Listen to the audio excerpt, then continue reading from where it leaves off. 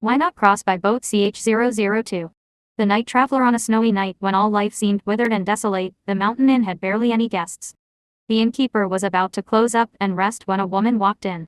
The woman was wrapped tightly in an obviously ill-fitting cloak, her entire body covered from head to toe. She tossed 2 silver coins onto the counter. "Innkeeper, prepare a room for me, clean clothes, and some medicine for wounds." The innkeeper accepted the coins, then glanced at Nan Yi with some curiosity before asking, "Miss, did you encounter Qi soldiers?" Nan Yi looked up in surprise. "How did you know?" "You haven't heard yet.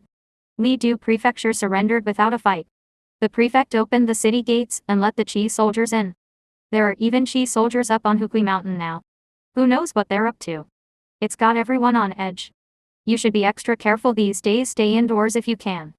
Nan Yi nodded, still shaken, and turned to head upstairs. The innkeeper sighed. The world is getting more and more chaotic. No matter how turbulent it was outside, at least tonight Nan Yi could finally take a hot bath and tend to her wounds. After washing away all traces of her disheveled state, she sprawled across the soft, warm bed, limbs stretched wide like a large character greedily occupying every inch of the mattress. It was the first time in months that she had stayed at an inn, and the blissful comfort of it was beyond words. The last traces of guilt and fear over stealing someone else's pouch were completely overwhelmed by the overwhelming satisfaction of the moment. She got to herself with a pang of relief. It's just a pouch. That gentleman looked like someone with plenty of wealth, surely he won't care if it's lost. Thanks to that gentleman she now had a temporary refuge. This inn room felt like a dream come true for her. She had always yearned for a roof that could shield her from the wind and rain, so she wouldn't have to keep wandering. Sitting by the light of the candle, Nan Yi examined the jade bracelet on her wrist. She was convinced that as long as she found Zhang Yuhui, she could have the life she longed for.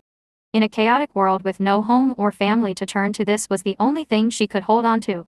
Nan Yi pulled the blanket over herself and lay down to sleep. Tonight, she might finally have a good dream. In the early hours before dawn, when the sky was just beginning to lighten, an urgent knocking came from outside the inn. The innkeeper, still drowsy, threw on some clothes and went to answer the door. Standing outside was a young man of noble bearing, snow dusting his shoulders, his expression cold as frost.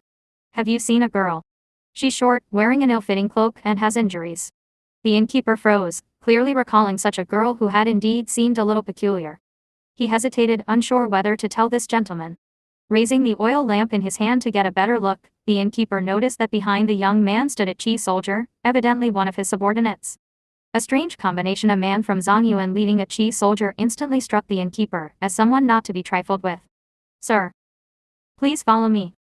Not wanting to cause any trouble or risk a full search, the innkeeper turned and led Sheikh Kashan upstairs, unlocking the door to Nan Yi's room. But the room was empty. Sheikh Kashan lifted the blanket and felt it. The bed was still warm, the person had only just left. He turned to Yi Ping, who stood behind him, and issued an order. "Immediately return to the camp and deploy troops for a search. Find her at all costs." Yi Ping hesitated for a moment. He hadn't expected a mere thief to warrant such a large deployment, but his master was always calculating in his decisions. The pouch must have contained something crucial, something that could not be delayed. "Yes." Yi Ping replied, rushing out of the inn at once. Nan Yi had fled the room in a panic, jumping out of the window into the backyard to find a hiding spot, inwardly cursing her luck. "It's just a pouch. Did he really need to come looking for me before the sun's even up?" Fortunately, she had spent much of her life braving the elements and was always on high alert. The moment she heard movement outside, she woke up, peered through the crack in the door, and saw the same gentleman from the boat. Realizing why he was here, she immediately jumped out the window, narrowly escaping. But why was there a Qi soldier following that gentleman? He was clearly a Zongyuan native. Who could he be? Why was he so intent on retrieving the pouch? Could it contain something important? This thought flickered briefly in her mind before she spotted a well in the courtyard with its cover slightly ajar. Without hesitation, she climbed down the rope into the well to hide. The well turned out to be dry and the bottom was shallow. Nan Yi let go of the rope and jumped down. Just as she was about to explore the depths of the dried-up well, she suddenly felt the icy blade of a knife press against her neck. Her body froze, and she stopped all movement. "Don't make a sound," a man's voice warned. At the bottom of the well, there was a subterranean riverbed, now dried up, exposing a smooth, polished surface. Along the rocky walls of the riverbed, a dim candle flickered weakly. Nan Yi turned her face slightly, careful not to press against the blade. In the faint light of the candle, she finally saw the man who had appeared in the well. A large wound stretched across his chest, hastily bandaged, but still seeping blood. He was clearly seriously injured. His pale complexion matched the trembling hand gripping the dagger. Someone's after me, Nan Yi whispered. I just want to hide for a while. Please sir, let me stay here for a moment. The man Peng Yu looked her up and down. Such a young girl didn't seem particularly suspicious, and after a moment, he lowered his dagger. Who's after you?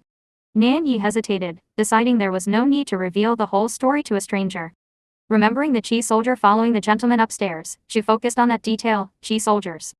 Unexpectedly at the mention of the Qi soldiers, Peng Yu immediately grew tense.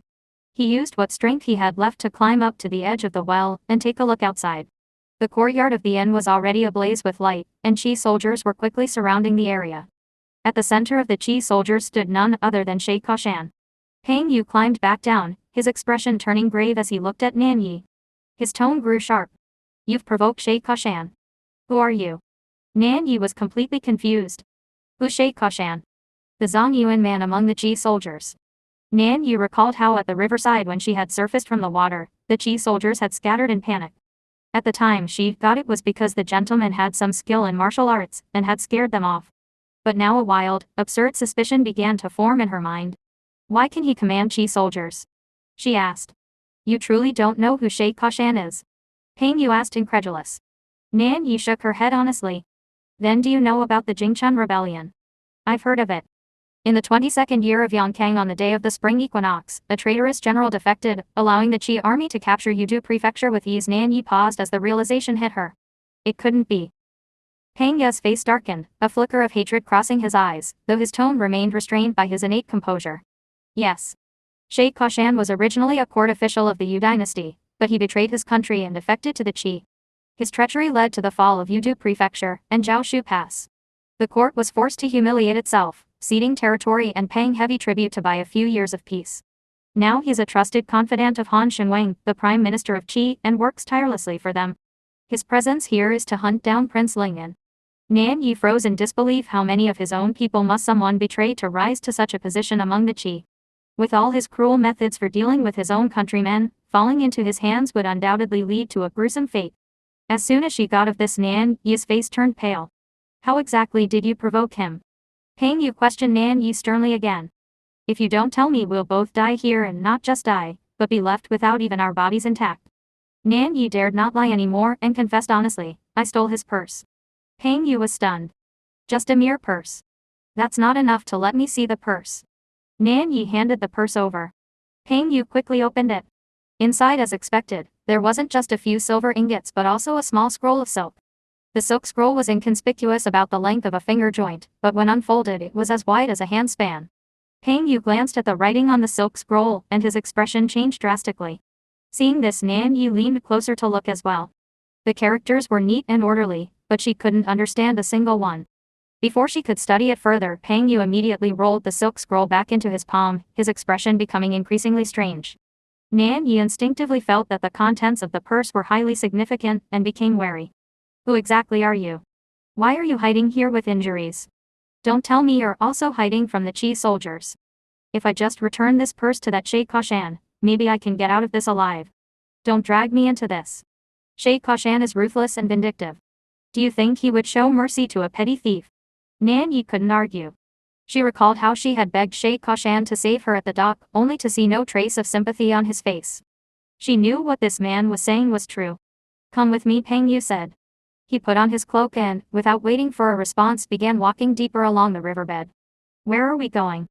Follow me if you want to live. As he spoke, Peng Yu suddenly stopped.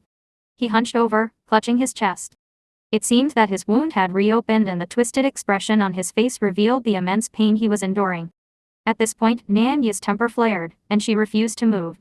You're barely keeping yourself alive. Why should I trust you? Peng Yu turned back and gave Nan Yi a long, deep look. Judging by your accent, you're from Lujiang, aren't you?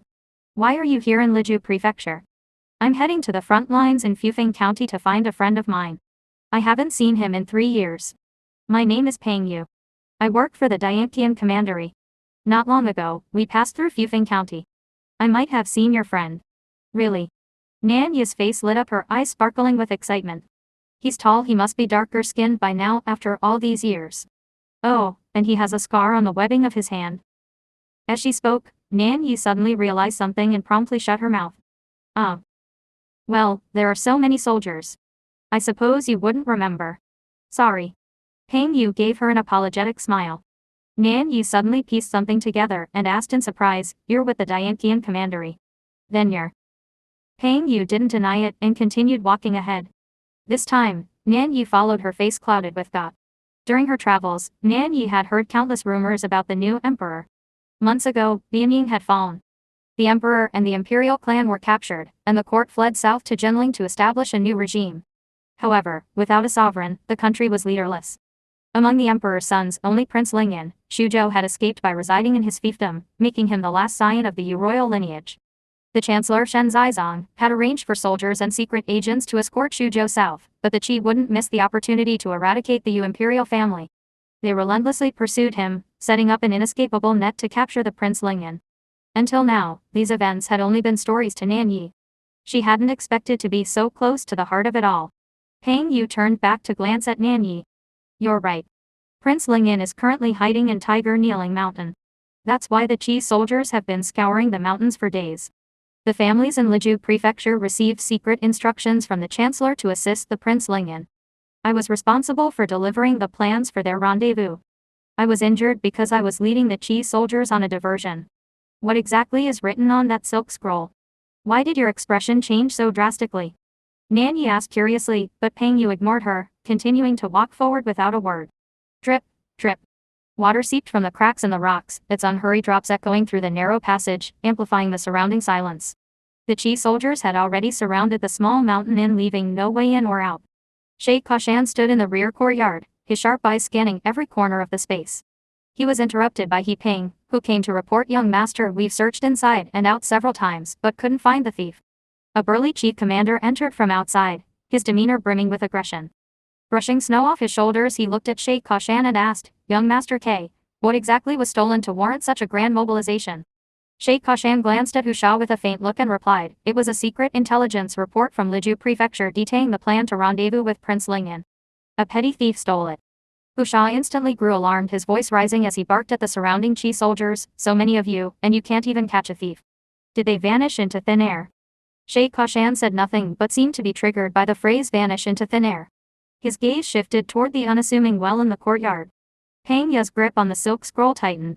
It contained the details of their rendezvous plan. It was likely that a traitor in Liju Prefecture had leaked the plan, and Sheikh Kashan was using it to set a trap for Prince Lingyan. Fortunately, Peng Yu had stumbled upon the scroll in time. He had to deliver this information, otherwise, Prince Lingyan would become prey in the Qi soldiers' trap. But the stakes were immense, and the fewer people who knew, the better. Revealing his identity to this girl had been to gain her trust, but he had no intention of telling her more. "Knowing too much could cost you your life. It's best you don't ask further," he said. "Then why are you taking me with you?" Nan Yi asked. "My body may not hold out for much longer. If I die along the way, take this silk scroll to the ruined Taoist temple beneath Eagle's Beak Cliff. There's an ancient tree in the courtyard. Bury the scroll in the soil beneath it." Peng Yu's tone was calm, but it made Nan Yi feel a chill run down her spine. How could someone speak of death so casually? "Why do you think I could manage it? If the Qi soldiers capture me, not even torture will be necessary." After a few lashes, "I'll confess everything," she said. "The life and death of a dynasty may seem to depend on one person, but in reality, it is the collective effort of thousands behind it. Do you think what connects the hearts of these thousands of people is divine protection from the Buddha?" Nan Yi interrupted. Peng Yu finally smiled slightly, shaking his head. "No, it's loyalty to the country. You and I are fellow countrymen, born and raised on this land, so I trust you." As they spoke, the two were almost at their destination. The exit was a hidden cave, and Nan Yi could faintly see a glimmer of light. Her steps quickened in response. She emerged from the cave ahead of Peng Yu, but as soon as she saw the scene before her, she froze in her tracks. The Qi soldiers had surrounded the entrance of the cave. Sheikh Kashan was sitting on a piece of dead wood, looking at Nan Yi with no surprise. His gaze then shifted to Peng Yu, who had just emerged behind her. He simply stared, but the pressure was immense. His pupils were pitch black, hiding an unspoken killing intent, giving the eerie impression that in those eyes, nothing in the world could escape, as if everything would be laid bare before him.